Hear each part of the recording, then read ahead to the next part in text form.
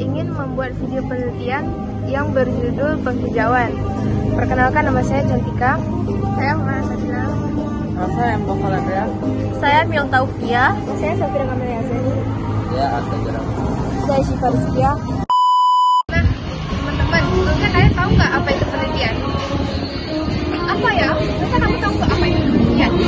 Penelitian itu ialah menyelidiki suatu masalah untuk mencapai suatu tujuan dengan sistematis. Oh, gitu ya. Nah, teman-teman, kalian udah tahu kan apa itu penelitian? Jadi di sini kita akan meneliti sebuah contoh yang berjudul penghijauan.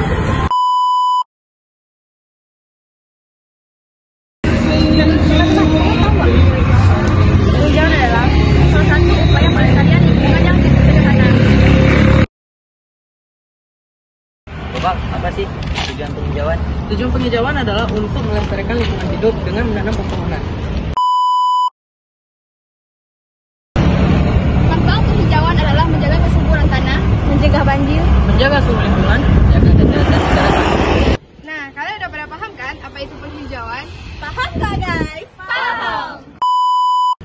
Sekian video penelitian dari kelompok kami. Mohon maaf apabila terdapat kesalahan. Assalamualaikum warahmatullahi wabarakatuh.